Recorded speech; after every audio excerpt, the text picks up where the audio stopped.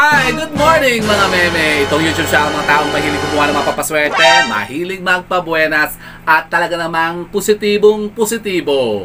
This is Rico Mori and welcome back to my channel! Mabuhay! Energy, energy, energy! O, kumusta na po kayo ha mga meme? Sa mapagpalang araw po sa inyong lahat. Kayo po ba ha mga meme na problema din po sa mga sinasabing mga negatibong enerhiya o mga elemento na nasa paligid po ninyo na maaari nga pong gumagambala ha mga meme sa maayos na pagtakbo ng pamumuhay po ninyo? Nako, kapag ganyan po mga sitwasyon nyo po ha mga meme, nako, negatibong-negatibo po yan. Pues, alam nyo po ba ha mga meme na meron pong mga nagiging dahilan o maaring meron na pong mga pinamamahayan dyan ha mga meme sa inyo pong mga tahanan o mismo sa inyo pong mga lugar ha mga meme. Kaya kayo po ha mga meme, nako, talagang pinupugigi ng mga sinasabing mga elementong yan. Yung mga sinasabing mga negatibong enerhiya o yun nga pong mga sinasabing mga laman lupa o mga maligno. Ay, nakakatakot yan ha mga meme. Meron ba talagang ganyan? Abay, meron po ha mga meme. At yan nga po ang ating pag-uusapan ngayon. Aalamin po natin ha mga meme, mga sinasabing mga yun nga lugar na maaring pinamamahay nila dyan sa inyong mga tahanan o maaring dyan po sa inyong pong mga bakuran. Talaga ba? Opo ha mga meme. Kaya kung gusto niyo pong malaman kung ano pong mga sinasabing mga usapin na may kaugnayan sa ating topic na yan, ay panoorin nyo lamang po ang video kong ito. Go mga meme!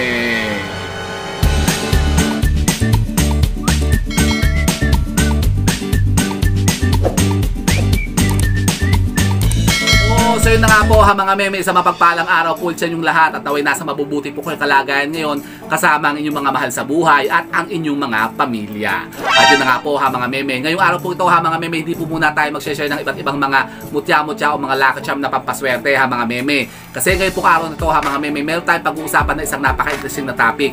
At yun na nga po, ito po ha mga meme, may kaugnayan po sa mga katanungan ha mga meme ng ating mga subscribers at mga followers ha mga meme. Tungkol nga daw po sa mga sinasabing mga elemento na yun na nga namamahay nga daw po ha mga meme sa mga lugar po nila.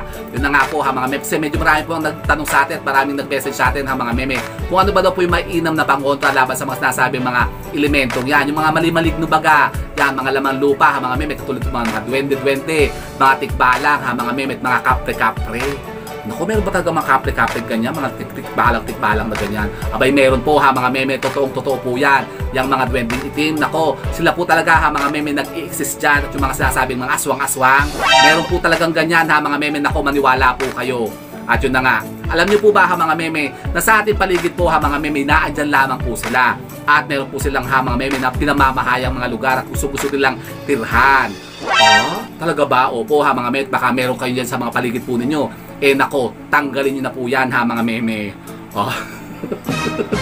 Opo, isa na po dyan ha mga meme, ang iba't ibang mga klase ng puno ha mga meme, na maaaring baka meron po kayo dyan sa mga lugar po ninyo. Nako, baka meron na po dyan ha mga meme na namamahay. Hindi lang po kayo dyan ha mga meme ang naandyan sa lugar nyo. Baka kayo po may mga kapitbahay na dyan at may mga kasama na dyan ha mga meme. Na yun na nga, mga maligno, mga laman lupa ha mga meme. Katulad nga nyan, yung mga kapre, mga tikbalang, mga duwende, mga witawit. Nako, mas marami yung witawit pa But totoo po talaga yan ha mga meme. Nako, huwag kayong magpatanga-tanga. Inakos Mariosep sa maniwala po kayo sa hindi ha mga meme, talagang totoo po yung mga ganyan. Kasi naman po kasi mga iba talaga ha mga meme, hindi mo na po talaga naniniwala sa mga ganyan ha mga meme. Masasabing mga nasa ibang daigdig baga. Nako, alam niyo po ba ha mga meme na yan po yung tunay na tunay ha mga meme, baka kayo po yung maka-encounter na. Halimbawa po ha mga meme, kayo masisipag naman po mga tao. Yung parang lagi na lamang na ginagawa niyo po ang lahat ha mga meme para umunlad naman at umasenso po ang buhay po ninyo. Pero bakit ba ganun? Parang lagi na lamang parang nauuwi sa wala't wala rin po ha mga meme yung mga ginagawa nyong effort ha mga meme. Yun na nga. Kasi nga po ha mga meme, baka nga po may kumukontra na dyan sa mga lugar po ninyo ha mga meme na mga negatibong enerhiya na yun na nga na maaring lumulukob na nga po dyan sa mga tahanan ninyo o mga pamamahay ninyo ha mga meme. Kasi nga po ha mga meme, meron kayong mga kasama dyan sa mga lugar po ninyo, yung mga sinasabi nga pong mga elementong yan. Kasi kapag kaganyan po ha mga meme, naku, malas po yan. At alam niyo po ba ha mga meme na yung mga sinasabing mga gustong-gusto pong tirhan ha mga meme ng mga sinasabing elementong yan, maaring naandyan lang po ha mga meme sa inyo pong mga bakuran. Yung mga sinasabing mga iba't ibang puno ha mga meme po ang ating topic ngayon. Yung mga sinasabing mga iba't ibang klase po ng mga puno ha mga meme na maaring tinatambayan at tinitirhan na ng mga sinasabing mga elementong yan na maaring meron kayo dyan ha mga meme sa inyo pong mga bakuran. Ano naman yung mga punong yan? Ito po ha mga meme, meron po tayong list sa mga meme ng mga sinasabing mga puno na yan na dapat po ha mga meme. Nako, tanggalin nyo dyan ha mga meme sa inyo pong mga bakuran. Lalong-lalo na po ha mga meme kung ito po yung nakatanim sa harapan po ng inyo pong mga tahanan. Number 1 ha mga meme, ang mga puno ng bulak. Bulak, opo ha mga meme, nako malas po yan. Wag na wag po kayo magtatanim ha mga meme ng mga puno ng bulak dyan po sa inyo pong mga bakuran. Kahit po sa loob o sa labas po ha mga meme ng inyo pong mga bakuran. Kasi napakamalas po niyan ha mga meme. Alam nyo po ba ha mga meme ng puno ng bulak ha mga meme, kapag kayo namumungat naglalagas po ang mga bunga niyan, yung pong mga sinasabing puti-puti ha mga meme na nalilipat po ng mga hangin, yan po ha mga meme ang nagdadala po ng mga kamalasan sa buhay. At yan nga po mga puno ng bulak na yan ha mga meme, isa po sa mga sinasabing nako, pinakapaboritong tirhan po ha mga meme ng mga elementong yan. At ang pangalawa naman po ha mga meme sa ating list ay ang mga puno ng sampalok. Nako, big no po yan ha mga meme. Wag na wag po kayo magtatanim yan ha mga meme, especially po sa harapan po ng inyong pong mga tahanan. Lalo-lalo po ha mga meme kung yan po'y kumukulimlim na ha mga meme at natatakloban na ang harapan po ng inyong mga bahay. Opo ha mga meme, at alam nyo po ba ha mga meme na ang mga puno ng sampalok, particularly yung mga malalaki at matatanda ng mga puno ng sampalok, ay nako, paborito pong tirhan po yan ng mga kapre. Opo ha mga meme. Bakit gusto nila dyan sa puno ng sampalok? Kasi nga po ha mga meme, magaspang po kasi ang balat niyan. Yan po talagang gusto nila ha mga meme. Sabi nga po ng mga matatanda, nako, wag na wag ka magtatanim ng puno ng sampalok dyan sa harapan ng bahay mo kasi malas yan. Opo ha mga meme. Kaya tanggalin nyo po yan ha mga meme, ang mga puno ng sampalok. Ang isa pa po ha mga meme ay ang puno naman po ng duhat. Duhat? Ano yung duhat? Yung duhat po yung namumunga ng kulay itim ha mga meme, yung napakatataas, yung pagkalalaki ha mga meme. Pwede ka na magtayo ng bahay sa loob ng puno ng duhat. Nako, yan po ha mga meme, isa po sa mga tinitirhan din po ha mga meme ng mga kapre, mga tikbalang ha mga meme, yung mga witawit. Ano yung witawit? Witawit po, yun po yung mga elemento po ha mga meme. Isang klase po ng elemento yan na nakatira po sa mga itaas ng puno. Nako, opo, di ba napanood yung kay ano? Sino ba yung kay Janice? Yung kay Jelly de Belen, yung yaya siya, diba? Diba yung alaga niya kinuha ng witawit, naglalaro doon sa ilalim ng puno nung ano, duhat ata yun, o mangga. Nako, meron pong ganyan ha mga meme. Yan kasi paborito pong tirhan ng mga meme ng mga witawit, puno ng duhat. Opo ha mga meme, kaya kung kayo po ha mga meme, mayroong mga puno ng duhat dyan sa mga harapan ng bahay po ninyo, pagpuputulin nyo na po yan ha mga meme. Huwag na kayo maghinahin sa bunga, bumili lang po kayo sa palengke. Opo. Nako po, favorite ko pa man din ng duhat. Nako, hindi bumili na kayo sa palengke ha mga meme pag season. Yan. At ang pang-apat naman po ha mga meme ay ang mga puno ng mangga. Nako, kayo po ba ha mga meme may mga puno ng mangga? Nako, Sus Mariosep, pagkasarap-sarap ha mga meme ng mga bunga niyan. Lalong-lalo na po ha mga meme kapag summer na, yung namumunga na ha mga meme ang mga puno ng mangga. Talaga naman po kayo, nako, talagang kayo mapapalaway talaga ha mga meme sa pagtakam po ha mga meme ng mga bunga niyan. Lalo na po ha mga meme kung kayo may mga alamang, lalong-lalo na po yung mga manggang kalabaw. Nako, pagkasarap-sarap yan ha mga meme. Pero alam nyo po ba ha mga meme ng mga puno ng mangga, lalong-lalo na po ha mga meme yung sobrang lalaki na at napakatatanda na ha mga meme. Yan po ha mga meme, tinitirhan din po ng mga elemento. Yan, yung mga sinasabing mga white lady, natira sila dyan ha mga meme. Yung mga sinasabing mga kapre nga, tikbalang ha mga meme, at yung mga duwende-duwending itim. Nako, gusto nila yan ha mga meme. Tsaka yan pong mga puno ng mangga, tinitirhan din po yan ng ahas ha mga meme. Umakit yan mga ahas dyan. Kasi meron po yan certain na aroma ha mga meme, mga puno ng mangga na gusto po ha mga meme ng mga ahas. Kaya dyan po sila ha mga meme, minsan namumugad. Dyan po sila humahapon ha mga meme. Nakakatakot po yun ha mga meme. Baka kayo mamay malaglagan ng ahas dyan. Kayo nasa ilalim ng puno ng mangga. At yun nga, bukod nga sa kasi yan po talagang tinitirhan nga din po ng mga, yun nga, yung mga kaluluwa ha mga meme, mga white lady. Nako, proven na po yan ha mga meme. Mayroon talagang ganyan. Tinitirhan talaga yan ng mga ganyan. Kaya kung kayo po ha mga meme, may mga puno ng mangga dyan sa mga bakuran po ninyo, nako, pagpuputulin nyo na po yan ha mga meme. Lalong-lalo na po yung mga pagkalalaking mga puno ng mangga. Opo mga meme. At ang panglima naman po ha mga meme ay ang puno ng kawayan.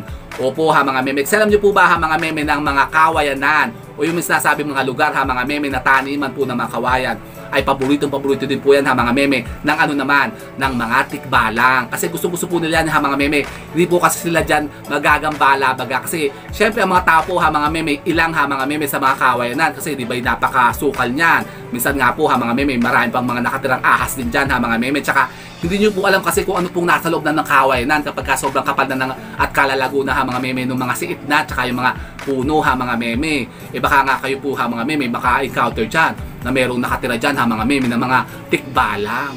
Ang tikbalang? Yun nga po, yung tikbalang yung taong kabayo. Nako.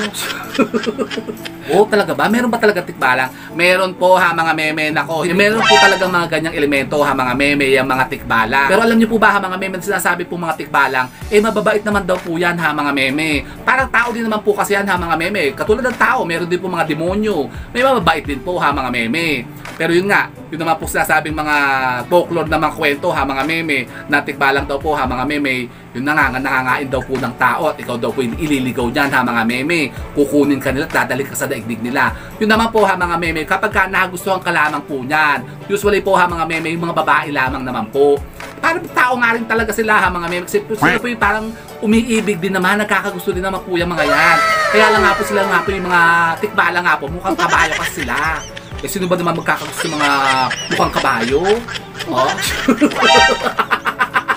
Inay ko po. So yan po ha mga meme. Totoo po yan. Yan, isa po yan ha mga meme sa mga puno na tinitirhan po ng mga elementong ganyan. Ang mga puno ng kawayan. At ang isa pa po ha mga meme na isang klase po ng puno na talaga naman kung proven na ha mga meme na talagang paborito pong tirhan ng mga elementong yan ay ang mga puno ng akasya. O kayo po ba ha mga meme nakakita na ng mga puno ng akasya, yung mga century old na akasya na, yung pagkalalaki ha mga meme, doon po sa tinatambayan natin ha mga meme sa UP, pagkarami-rami po doon na mga puno ng akasya. Alam niyo po ba ha mga meme na yan po daw ha mga meme sinaunang panahon, yan daw po ha talaga ha mga meme ang nagiging portal nila. Daanan daw po kasi ha mga meme ng mga sinasabing mga elementong yan ang mga puno ng akasya. Kasi paborito po talaga nilang daanan yan o tirhan ha mga meme. Tambayan baga. Kaya kayo po ha mga meme, kapag kayo nakakita po ng mga akasya, nako, mag-ingat-ingat po kayo ha mga meme. Huwag po kayo magpapahilahilaw dyan kasi baka nga mamaya meron dyan sa taas ha mga meme na namumugat na mga yun nga, kapre, mga tikbalang ha mga meme at mga witawid. Nako, hindi nakakatakot ha. Opo ha mga meme, kaya iwasan nyo po yan, ang mga puno ng akasya. At ang panghuli naman po ha mga meme ay ang puno naman po ng balite. Nako, yan po ang ating top 1 ha mga meme. Yan nga po kasi mga puno ng balite yan ha mga meme, allegedly. Yan po mga sinasabing talagang paborito din pong tirhan po ha mga meme at ginagawa din pong lagusan ng mga sinasabing mga elementong yan. Yung mga white lady ha mga meme. Yan, mga black lady, white lady, mga duwende-duwende, mga tiyanak. Nako, may tiyanak pa. Opo ha mga meme, meron talagang ganyan, yung mga witawit, kapre, mga tikbalang. Diyan po talaga sila ha mga meme, nagkukongregasyon baga. Kumbaga parang yan yung meeting place kasi nila ha mga meme. Gusto kasi nilang tirhan yan ha mga meme, lalong na po yung mga puno ng balite na talaga naman pong, nako, pagkalalaki na ng mga yung katawan at yung mga ugat-ugat ha mga meme, talagang nagsasalimbayan na, yung talagang nakahok na talaga sa lupa. Nako, at alam niyo po ba ha mga meme, kasi yung sinasabing mga puno ng mga balite na yan, kung gano'n daw po kalapad ha mga meme, ang mga sanga niyan sa itaas. Yung sanga niya po ha mga meme, ganun din daw po ha mga meme, kalawak po ang mga ugat niyan sa ilalim ng lupa. Opo ha mga meme, yan nga po yung sinasabi lang ginagawa din daw po ng mga lagusan ng mga elementong yan sa kabilang daigdig. Opo ha mga meme, kaya kayo po, wag po kayo magtatanim ng mga puno ng mga balite dyan po sa inyo pong mga bakuran. Kasi baka yan po ha mga meme, pamahaya ng mga elementong yan. Opo ha mga meme. So yun po ha mga meme, punin lamang sa masasabing mga iba't ibang klase po ng puno na maaring, yun na nga, tinitirhan talaga ha mga meme ng mga sinasabing mga elementong yan na maaring nga pong nagdudulot na po sa inyo ng mga kamalasan sa mga buhay po ninyo. Di ba ga? Kaya kung kayo po ha mga meme, meron din po isa sa mga punong mga nabanggit ko dyan sa inyo pong mga bakuran, nako, pagpuputulin nyo na po yan ha mga meme, huwag na po kayo manghinayang kasi baka yan po ha mga meme, nako, pagtambayan at tirhan nga po ng mga sinasabing mga elementong yan. Eh di bahala kayo sa buhay nyo ha mga meme. Nako po. O so yun po ha mga meme, sana po may napunot ng mga bagong idea at kalaman tungkol sa ating paksang ito. At kung kayo po ha mga meme makatanungan pahinggil sa ating video na pinag-usapang ito, eh pwede po kayo magtanong dyan ha mga meme. Mag-iwan lamang po kayo ng mga messages dyan sa ating inbox at kapag po yung nabasa natin, yan po isasagutin din natin dito. O di baga. O so with that mga meme, keep safe and God bless. Thank you for watching and don't forget to subscribe my channel. I know you like it. And don't forget to brush your teeth. Bye mga meme. No bashi!